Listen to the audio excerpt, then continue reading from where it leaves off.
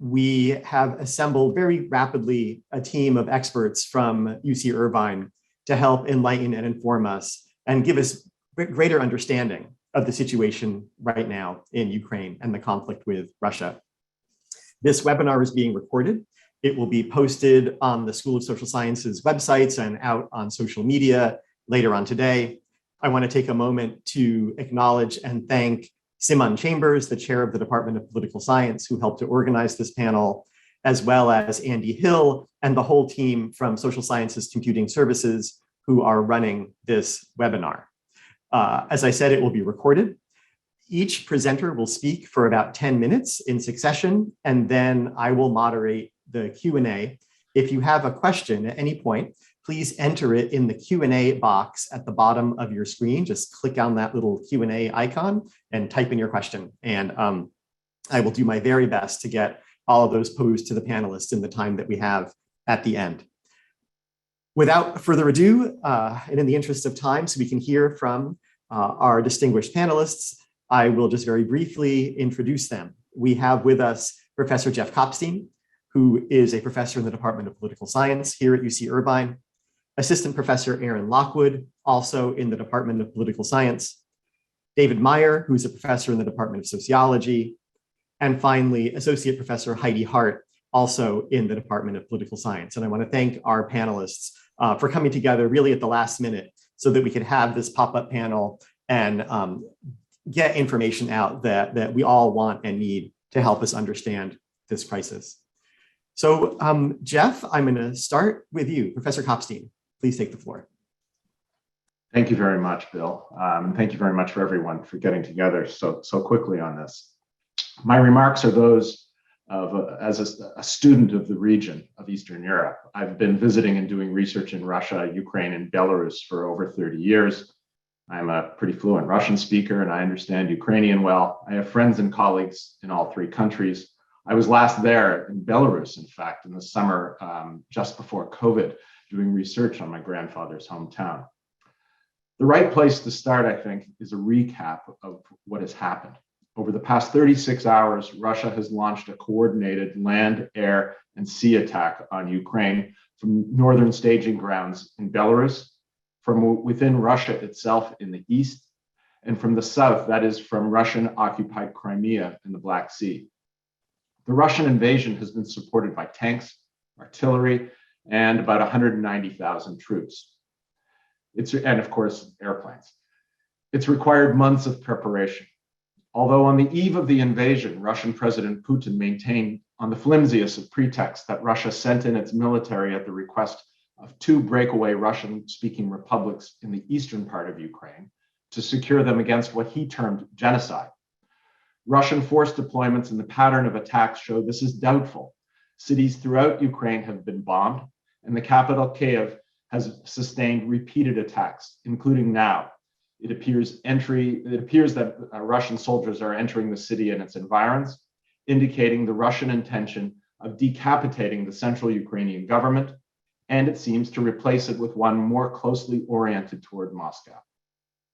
Ukrainians appear ready to resist and fight back, but Russia has far greater resources and personnel, and with the West unwilling to become directly involved militarily, if Russia does prevail on the battlefield, they'll face a protracted insurgency. This will lead to tremendous loss of life and livelihood throughout Ukraine. So much for the situation on the ground, which my friends tell me is changing fast. But I want to shift to the question of why this is happening. So let me say why this, I think, is not happening. First, this is not a conflict about Russian language and culture. Almost all Ukrainians speak Russian, the Russian language, very well. Many, including President Zelensky, are native Russian speakers. Anyone who has ever been to Kyiv will tell you it's mainly a Russian-speaking city, though this is changing, but also one highly patriotic to Ukraine. Many Ukrainians are remarkable code switchers and can go back and forth seamlessly between the languages, peppering their talk with words and phrases from both. The issue of Russian language's status in Ukraine is very similar to the issue of the status of English in Quebec. Beyond that, there's no evidence that Russian speakers in Ukraine are subject to discrimination or harassment. As a Russian speaker, I've always been sympathetic to their needs, but in the wider context, you can't call it a human rights issue. In sum, ethnicity and language are not destiny. For Putin to claim he's invading to protect the Russian language and culture on the ground is absurd. The vast majority of Russian speakers in Ukraine oppose the Russian invasion. It's that simple. It is also not a question of history. Putin claimed that Ukraine is an invention of Russia and the Soviet Union. Putin repeatedly claims that Russia has a special relationship with Ukraine. In his speech on the eve of war, Putin gave a long and distorted rehash of Russian imperial history and especially Soviet history, with the bottom line being, in his mind, that Ukraine's borders and national identity are somehow artificial constructs, as if this were not true everywhere, including for Russia itself or the United States or Canada or whichever country or culture. He claims a special relationship, as I've noted, with Ukraine. However, he tends to invert the historic relationship for his own benefit. In fact, Kiev was founded several centuries before Moscow and is the cultural and political birthplace of both the Russian and Ukrainian nations. That history is interesting, but the most interesting history is the past 30 years, when Ukrainians have built a new state with a new political culture that has come to embrace democracy and reject authoritarianism. Russian people deserve the same, but haven't achieved that level of liberation yet. This is, in fact, what Putin finds most threatening about contemporary Ukraine. Putin has stated that he only has limited war aims to occupy Luhansk and Donetsk provinces, which have been embroiled in a frozen conflict largely of Putin's making for the past 7 years. But who knows how far he will take the conflict? Nobody should be surprised, as these types of military action by Russia have been seen before, such as the conflict with Georgia in 2008 that resulted in Abkhazia and South Ossetia becoming vassal mini-states of Russia. Then, of course, there was the invasion of Crimea in 2014, which occurred after the pro-Russian Ukrainian president Viktor Yanukovych had to flee the country in the face of mass demonstrations.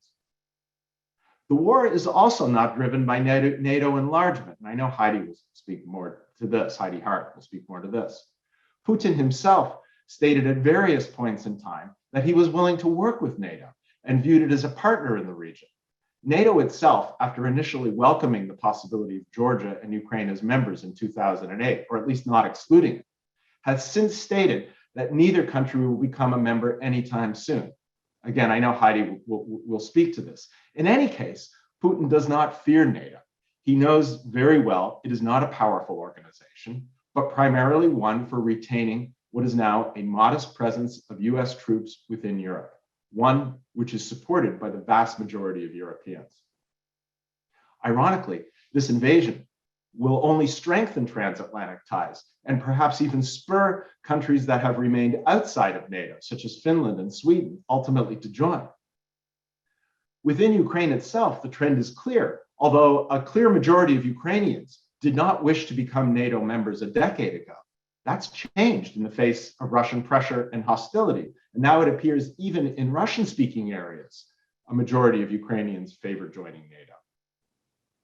What is driving the war, to my mind, is the growing prospect of the client states surrounding Russia, Belarus, Kazakhstan, and now Ukraine, breaking away from Russia's sphere of influence. This has been happening for the past 5 years, but intensified this summer when Belarusians elected an opponent of the dictator Alexander Lukashenko, but the election results were falsified, and the winner, Svetlana Tsikhanovskaya, had to flee the country in the face of a brutal crackdown supported by Russia. In return, the Belarusian government has allowed its territory to be used as a staging ground for the invasion of Ukraine this week. Russian troops also participated in putting down protests in Kazakhstan in a clear assertion of its influence in the region. But the biggest headache for Putin has been Ukraine. Since it invaded and occupied Ukrainian Crimea in 2014, Ukraine has increasingly oriented its policy toward the West, including intensified political, economic, and of course, military cooperation. The fact of the matter is that Putin and a significant portion of the elites surrounding him has never reconciled itself to the collapse of the Soviet Union and its empire. Putin has stated this explicitly on several occasions. He and his elite have taken on sort of neo-imperial and Christian Orthodox identity and are determined to restructure their environment around those principles. Putin and the current Russian elite want a puppet government around them, or at least a government they can control. I believe Putin feels the time is right to settle these issues once and for all. And because he believes the West won't do anything about it and doesn't care enough, and because the Ukrainians in his calculations probably won't resist. The proper image for an American, I think, is Michael Corleone in The Godfather settling all scores once and for all, violently. He's already occupied Belarus, Kazakhstan is now compliant, and now it's Ukraine's turn. This war is Putin's last big gambit to restore imperial splendor. He's saved up a sizable war chest to pursue it, has constructed a formidable armory of kinetic and cyber weapons to wage it, and appears willing to have his own country endure the hardships of sanctions, ostracism, and in the case of his invading soldiers, death. Where all of this will end, I don't know. I suspect his goal is, as I said, to decapitate Ukraine's government, install a puppet regime, use his $630 billion of reserves to ride out the sanctions, wait for energy prices to rise and for Europeans to crack under the pressure, and then annex part and perhaps most of Ukraine, leaving only a rump Ukrainian state in the far west of the country. Whether he succeeds will depend first on Ukrainians' willingness to resist in an insurgency, the West's willingness to arm the Ukrainians, and Putin's continued ability to quell unrest at home from Russians who are either against paying the price for this war or ashamed at what their leaders have done in their name. These are factors that perhaps my fellow panelists will address or we can get to in Q&A. Thank you very much. Thank you so much, Professor Kopstein. I'll turn next to Professor Lockwood. Thanks, Bill, and thanks to everyone attending this. It's very discouraging that we're having to have this panel, but encouraging that there's so many people interested and invested in learning more about what's happening. So unlike Jeff, I'm not an expert on Eastern European or Russian politics. The piece of this that I do have some expertise in is the economic response by the West, and in particular, the implementation of sanctions and financial sanctions on Russia. So I want to speak a little bit to that. I guess the first question to address is why sanctions are the response. And I actually think Jeff covered this quite succinctly when he said that from the West's perspective, a direct military confrontation with Russia is essentially off the table. It's unpalatable. So short of military intervention, the tools that are available to states in the international community are economic weapons and economic coercion. And so that's sort of the explanation for why sanctions have been imposed. I want to talk a little bit about the specifics of the sanctions that have been imposed, and then I'll talk a bit about what we might expect to see in terms of the effects and efficacy of these sanctions. So the sanctions that have been imposed on Russia by the United States, by the United Kingdom, and then most recently following a round of negotiations this morning by the European Union in response to Putin's invasion of Ukraine. I should add, there's other states who have imposed sanctions too. Taiwan has imposed sanctions on exports of semiconductors, for example, but it's really US, UK, EU sanctions that are the heavy hitters here. These sanctions have taken a couple of forms. So there have been maybe what we're sort of traditionally accustomed to thinking of as trade sanctions, bans on exports of particular products to Russia. The European Union banned exports of aircraft and parts that are necessary for maintenance of Russia's fleet of aircraft. So those cannot be sold by European firms to Russia. There have been suspensions of export licenses for items that can be used for military purposes that have been imposed by the United Kingdom and by the United States. And so there, you've got sort of a round of sort of traditional trade sanctions. Another piece of this have been what are called targeted sanctions against particular individuals, elites in the Russian government, and those close to Putin and in his inner circle. The logic here is that, I'll get a little more into like the questions of efficacy here, but the logic in targeting particular elites is that much more so than the broader economy really is the power source for Putin. And so that's sort of the idea of hitting the regime where it hurts. Those targeted sanctions have taken the form of asset freezes. Many Russian elites hold their assets and money in Western financial institutions, which is something over which Western governments have a significant amount of leverage. Travel bans. The EU banned visas for those holding Russian diplomatic and service passports as part of the sanctions package they announced this morning. And then there have been a round of financial sanctions. These also have taken sort of multiple forms. The US and United Kingdom have imposed sanctions on some of the largest Russian banks. Sberbank, VTB, VTB has had its assets frozen. These banks are unable to do business now with US and UK financial institutions, and this is a big deal. About 80% of Russian banks, financial institutions, foreign exchange transactions are in US dollars. So banning major Russian banks from doing business with major US financial institutions has a major impact.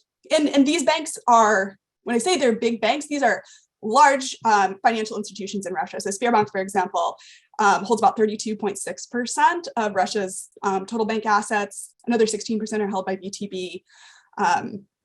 So the bank sanctions are a major part of these sanctions packages. There have also been sanctions imposed on Russian sovereign debt. So there's a much longer history to Western sanctions on Russia, many of which were imposed following the invasion of Crimea. There was already a ban on US investors directly purchasing Russian sovereign debt, Russian sovereign bonds. That ban has now been extended to the much larger secondary market for Russian sovereign debt. So no US firms or individuals can invest in the secondary market for Russian debt. And that's true of the EU as well. The EU joined in those sanctions. And then the UK has also imposed strict limits on access to their financial markets by Russian companies and by the Russian government. So what's not part of these sanctions packages? This is equally as important as what's in there. One big thing that is really not a part of these sanctions packages are sanctions on Russian oil and gas exports. The European states, to varying degrees, there's actually a lot of variation there, but many European states are highly dependent on Russian oil and liquefied natural gas. And they have been very reluctant to ban imports of Russian natural resources. The natural gas pipeline called Nord Stream 2 that was sort of set to bring Russian natural gas through the Baltic into Germany. The licensing for that has been suspended. So that does target the energy sector. But it's worth pointing out that even the sweeping sanctions package that the Biden administration announced yesterday or two days yesterday, a lot has happened very quickly. That sanctions package included a carve-out for energy payments to be conducted through non-US financial institutions. So while major Russian banks and firms are banned from doing business with US banks directly, when it comes to energy payments, those can be carried out through non-US institutions. And I think this speaks to the difficulty of sanctions as a policy response, in that they inflict damage on both the sending states and the receiving states. And they're not costless. It would be massively costly to Europe to cut off its access to Russian and oil and gas. And so we're seeing deep reluctance to do just that. The other thing that's not part of these sanctions packages that's been talked about a lot are sanctions on what's called SWIFT, which is an interbank messaging system. It's a communication system. It's not a channel through which money flows directly. It's basically just a way for banks and financial institutions to talk to each other securely and efficiently. There has been pressure from many sides, including from Ukraine, for the West to cut off Russia's access to this messaging system, which would impact severely their ability to engage in trade financing and financial transactions with counterparties. The flip side of that is that it would impact their counterparties' ability to engage in those same transactions. And so here too, we run into real concerns on the part of European states about what that would mean for their ability to execute energy contracts and pay for those things. So that has been a sticking point in sort of transatlantic negotiations over sanctions packages and within Europe as well. Are these sanctions going to be effective? There's a very large debate in research on sanctions about what it means for sanctions to be effective. Certainly as a deterrent, the answer is obviously not. And I don't think anyone realistically thought over the past few months, really over the past few years, that sanctions would in and of themselves deter Putin from neo-imperial military aggression. The aim is instead to inflict punishment, to inflict consequences for military invasion, this violation of territorial integrity. And to that extent, I think we should expect to see these sanctions inflict economic damage on Russia, but it won't happen quickly and it won't necessarily happen decisively. Sanctions take a long time to be effective.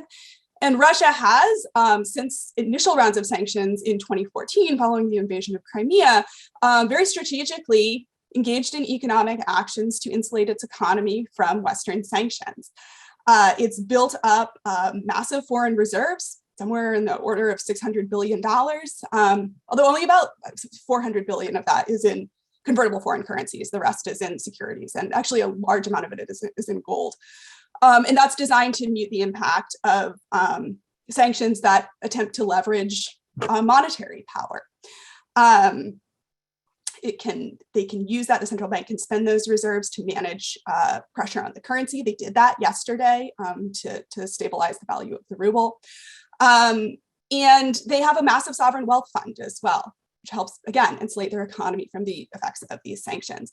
They've also, in that vein, de-dollarized their sovereign wealth fund in an attempt to orient their economy away from dependence on US financial systems and on the US dollar. They have attempted, with respect to the SWIFT sanctions, to anticipating the possibility of losing access to that messaging system, to build a domestic alternative. The uptake for that has been very, very limited. I think there's about 6 countries that use it, as compared to every other country that uses SWIFT. And their banks have, over the past couple of years, boosted their dollar reserves, again, to manage cross-border payments and balance sheet operations in response to US sanctions. I set a timer for myself so I wouldn't talk too long. So let me, I guess, wrap it up by sort of saying, so one thing with sanctions, right, is that in order for them to be a deterrent, in order for them to be a compelling strategic response, you need to be able to escalate them in response to escalation by the target state. And so what's still on the table? What further policy options are available to the West? Energy sanctions would be a big one. I don't think that's terribly realistic given the mutual dependency of Europe on European oil and gas exports.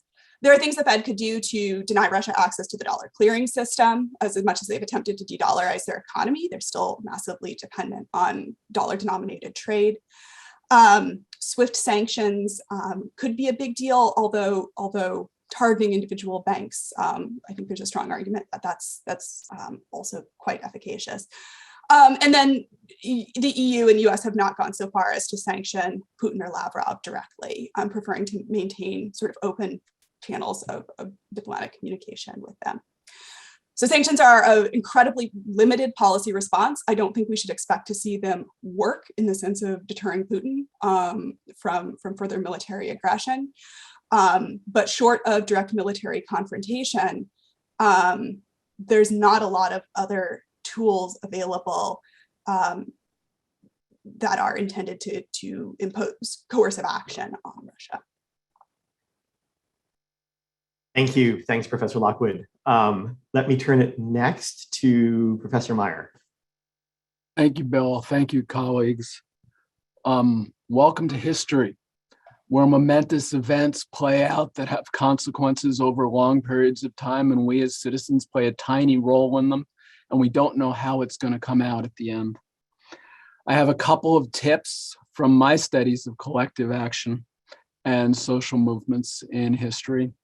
First, as you're paying attention to this, be aware and wary of misinformation and disinformation. A lot of the things that are going to be reported intentionally or inadvertently are going to be wrong, and you have to be patient before you think you know what's going on. Two, as Professor Lockwood pointed out, when sanctions, economic, political, or social sanctions work at all, it takes time, and implementing them comes with costs for the implementers. Even here, thousands of miles away, it's likely that gas and bread will cost more. And anything that bread or gas are used for, like sandwiches or anything that gets transported, inflationary pressures will matter and will make our lives more difficult, and it will be worse in Europe. In real life, the role that you and I play in redressing this gross violation of human rights will be small, but paying more to fill up a gas tank is part of the deal. Next, we have reports of uncharacteristically, dramatically large demonstrations against the war in St. Petersburg and Moscow and other places in Russia. This is heartening, it's inspiring, it's invigorating, but it will be much harder to sustain such efforts in Russia than it would be in a democratic state with civil liberties. They will reverse Putin's actions only if they can convince the elites around Putin that his future is limited. It's a heavy lift. Remember, much larger demonstrations in the United States and the UK and Germany haven't deterred military action. Next, in real life, we live in a fallen world. We'd like to do stuff to protect human rights, but there are always concerns about the costs and feasibility of doing so. We hope to protect some kind of human rights and democracy in Ukraine, but we acknowledge gross violations of democracy in other settings where we can't risk or afford action. We live in a world of imperfection. Choices are always imperfect. Listen, a strong movement against nuclear power that commenced in the early 1970s had a huge impact on policy 40 years later. After Fukushima in 2011, the Merkel government announced that it would phase out nuclear power over the next decade. That's now. It ends about now, and as a result, Germany is more dependent upon oil, including Russian oil, than some of its allies like France, social movements. Biden may tap the strategic oil reserve to protect American consumers from high prices. Outraging environmental champions who are also going to be concerned about environmental despoilation and climate change, as well as human rights. Choices are imperfect. There are no quick fixes to building democracy and protecting human rights. When we tell stories about human rights in the past, they always end with some kind of heroic, apocalyptic conclusion. So Rosa Parks refused to move to the back of the bus, and boom, civil rights came to America. So East German dissidents protested and the Berlin Wall came down and history ended. In real life, it doesn't work like that. Struggles create, when successful, small positional advantages, which can be temporary or reversed. In 2004, the Orange Revolution in Ukraine, an example of people power, led to a dramatic victory of a reformer, Viktor Yushchenko. He served for 4 years and was replaced by the guy he initially defeated. It did not, the Orange Revolution, like the Arab Spring, like the end of the Cold War, did not firmly establish stable democracies or solve the problem of Russian interests or intervention. However, these next events develop The struggle for democracy won't end. And if we care, we need to maintain vigilance. So, Thanks so much, David. Finally, let me turn it over to Professor Heidi Hardt. Thank you. Just quickly say that my views are mine alone and do not represent those of any government or agency. I'm going to talk a little bit about why this is a big deal for international politics. I think it's important to acknowledge the historic moment that we're living in right now and to provide some context. So I appreciate the comments that we've heard from some of my colleagues. And I also want to talk a little bit about some of the things that Russia has asked for specifically to NATO. So my background is as a NATO expert, so I'll probably focus my comments more in that area. First, one thing that the NATO Secretary General said was that peace on our continent has been shattered. He described the attack by Russia as a deliberate, cold-blooded, and long-planned invasion, and saying that Russia is using force to try to rewrite history. But what does that really mean? Effectively, Russia has broken several international agreements, the first of which is one maybe we're most familiar with, which is the United Nations Charter. The United Nations Charter promises that countries agree to respect the norm of non-intervention. And what does that mean, non-intervention? Non-intervention effectively means that states will respect the borders and what's called the territorial integrity of other states. So there are two key parts of that charter that are really important. First, Article 2.3, which says that member states of the UN, and just to point out, so Russia is a member state, Ukraine is a member state, the US is, almost all states that we would consider states are members of the United Nations. So states are supposed to settle their disputes peacefully, which is something that we've seen. There was a ton of diplomatic outreach that was going on both publicly and privately throughout this buildup of the crisis prior to the invasion. And so I think it's hard just to argue that there was, that all diplomatic off-roads were really exhausted. And then the second part of that charter says that member states are supposed to refrain in their international relations from the threat or use of force against the territorial integrity of other states. So even the buildup itself was highly controversial, because of the scope, but also because just the fact that the military buildup that we saw, which Professor Kopstein was describing, started off as 50,000, then 100,000, 150,000, and it wasn't just even concentrated maybe in one area. But actually was all the way around. If you look at some of these maps, surrounding multiple borders along Ukraine. And this buildup was particularly upsetting, obviously for Ukraine, but also for other states within Europe and for many other states in the rest of the world, just the magnitude with which it happened and the lack of transparency.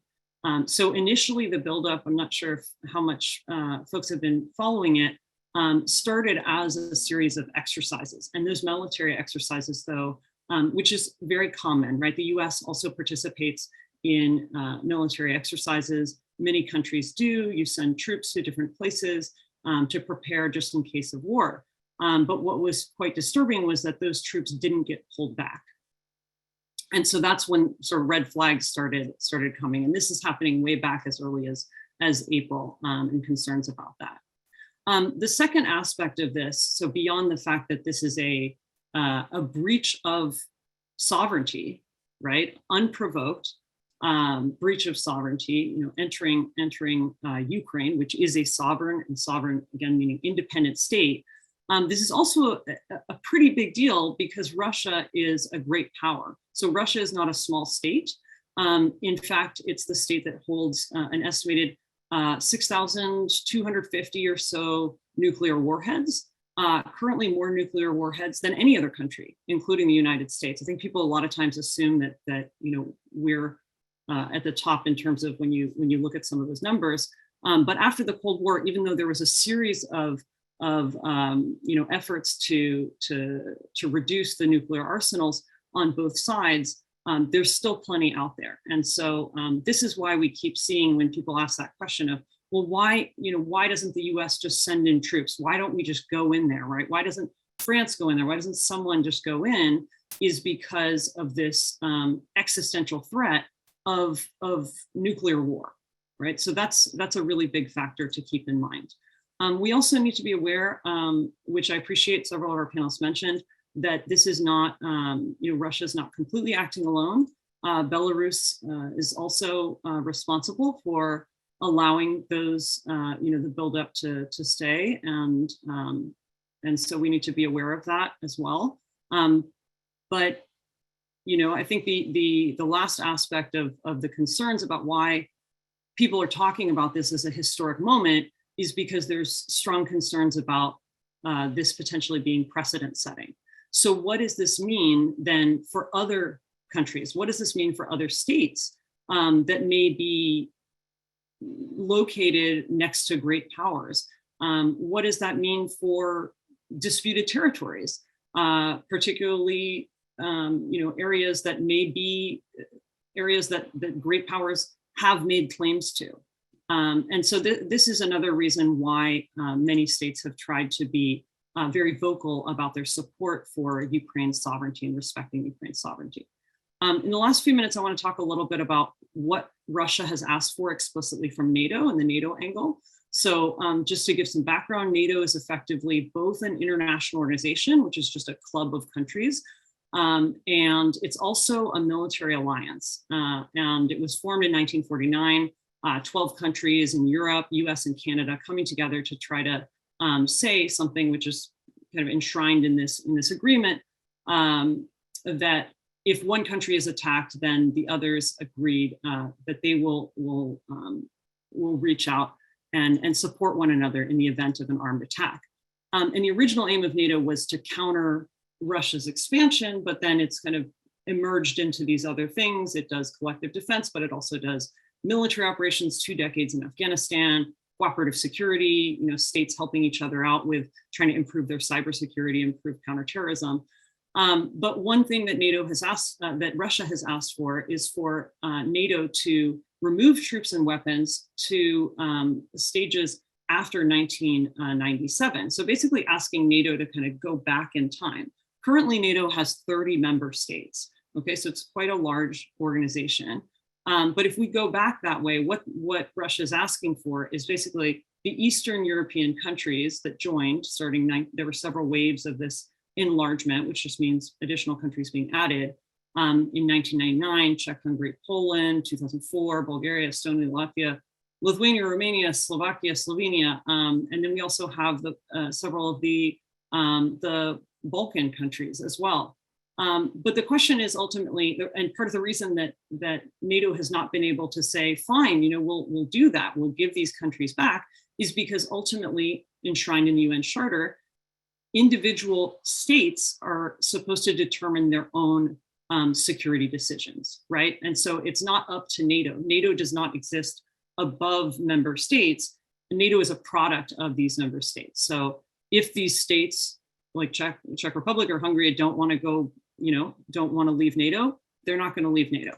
The second aspect is that Russia has asked NATO to end further expansion or enlargement, but NATO has something called an open door policy, which is enshrined in Article 10 of the Washington Treaty. It basically says that any European state that's in a position to align its principles with the treaty, so as long as you, fit with democratic values and the values that fit within this treaty, you're generally within the region, and you're willing to contribute to the security of the North Atlantic area, then you can set yourself on the path to becoming a NATO member. And Ukraine actually has enshrined in its constitution that it wants to set out to become a member state. So it's not very easy for even if the Ukrainian president today decided, okay, fine, we won't join NATO.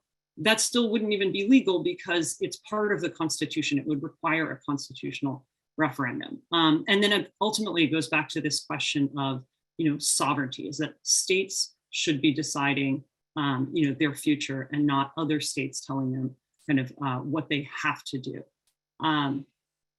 I just will finish up with my last minute by giving you a couple glimpses of what the US and what NATO are doing. NATO as an organization is doing. The US is a member state of NATO. US already has 90,000 troops in Europe. They're adding 7,000 troops to Germany. Within NATO, you can imagine, I think Professor Kopstein mentioned this, but that these 30 member states right now are trying very hard to have a united response.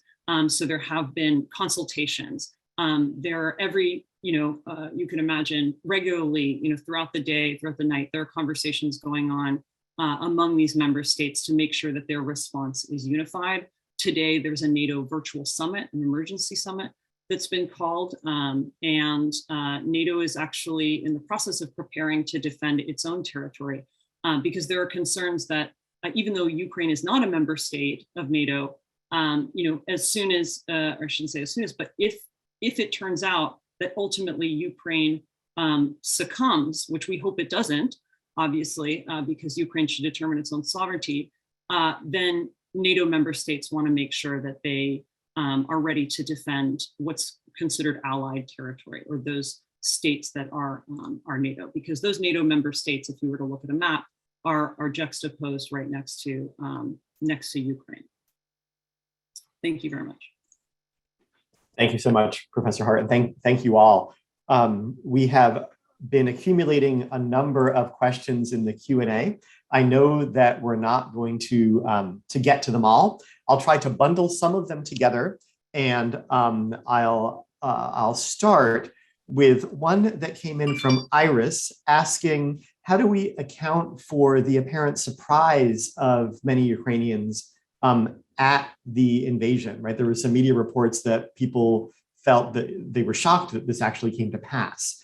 How can we account for that? And maybe if anyone can speak to how folks in Ukraine are feeling now. I know some of you have been in touch with colleagues in Ukraine. Go ahead, Jeff. So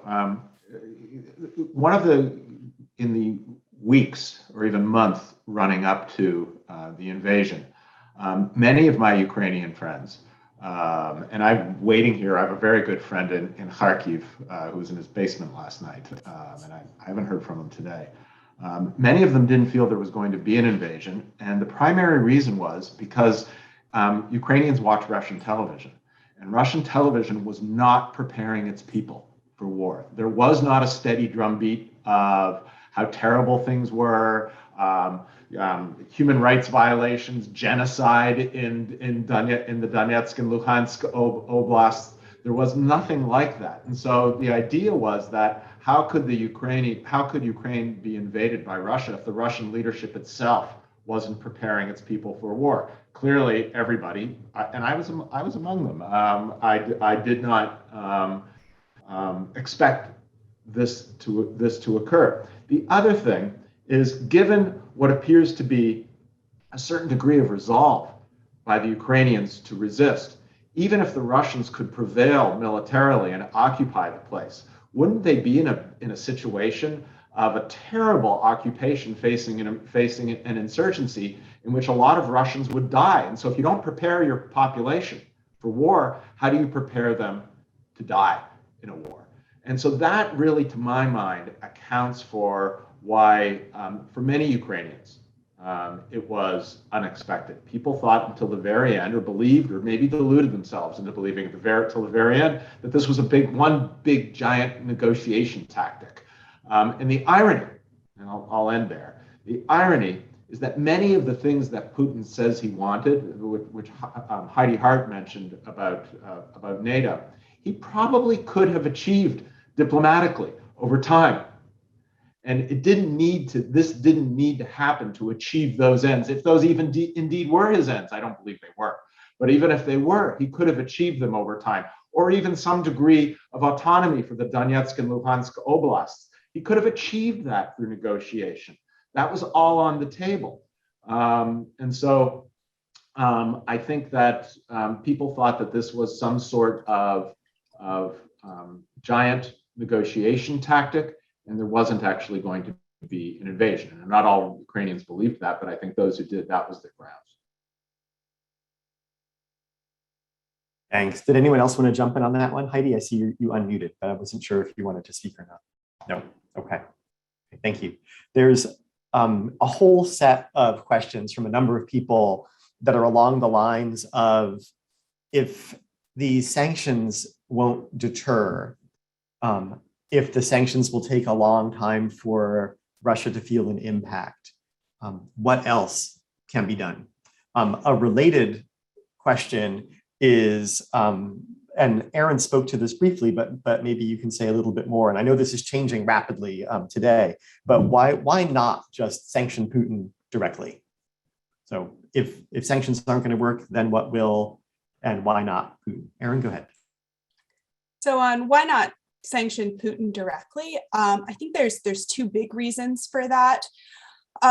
One would be that heads of states in Europe and in the US and UK want to preserve the ability to negotiate with Putin, or at least to communicate with Putin, and imposing sanctions directly on a foreign head of state or on his foreign minister in the case of Lavrov would likely take that option off the table. So that's I think that's a big piece of it. In terms of, if sanctions won't work, what else can we do? Or what else would be effective? I mean, there are lots and lots of policy things that the United States and other countries can do that would not be aimed at punishing or deterring Russia, but that would be incredibly influential in this conflict, especially related to humanitarian assistance to Ukraine, support for internally displaced Ukrainians, as well as Ukrainians who have left the country and will be leaving the country. So on that front, I certainly don't mean to portray that sanctions are the only policy tool on the table. As a coercive response to Putin, yeah, they're kind of what we've got.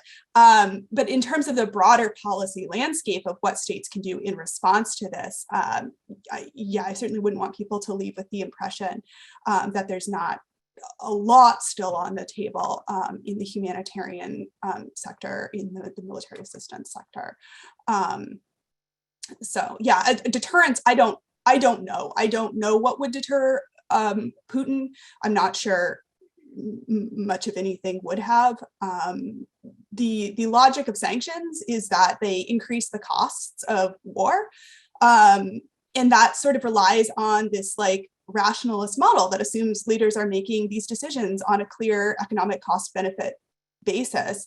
I don't know that model is particularly well suited to this case, and in any case, Putin has, I think, as Jeff said, essentially priced in the cost of sanctions in his decision to carry out this military action. Thanks, Erin. Anyone else want to jump in on that one? Okay. There is a very large number of questions that are along the lines of potential domino effects, right? So both within Europe, Sweden is mentioned by one of our questioners, but then also globally. And a lot of people have written in, what impact may this have on the China-Taiwan situation?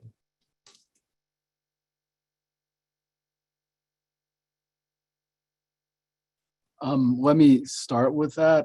Raising the cost of the invasion of Ukraine makes the next advance more difficult and more costly. And that's not something that we can necessarily take into our calculations now that, oh, what this is going to do is going to make it easier to sell weapons to some other country years from now, but this is part of the way it works. Similarly, once Russia occupies Ukraine, they have to maintain it, which will be costly and difficult. We saw after 20 years in Afghanistan that you can't always get the outcomes you want. Russia learned that in Afghanistan too, in only 10 years. Every little thing that we do now increases the costs of the occupation and makes the next advance more difficult.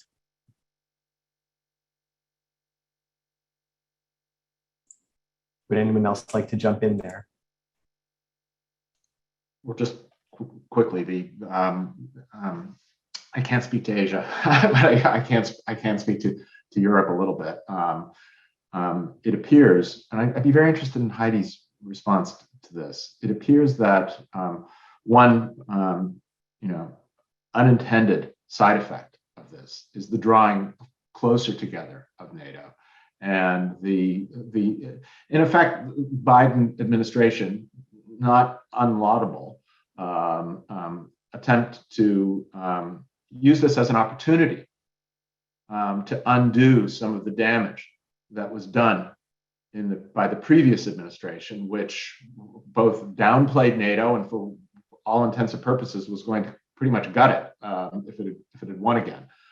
So this attempt to kind of draw together, kind of renew Atlantic ties that had been so frayed over the past time. I mean, it strikes me as kind of a important but obvious but important point of what's going on.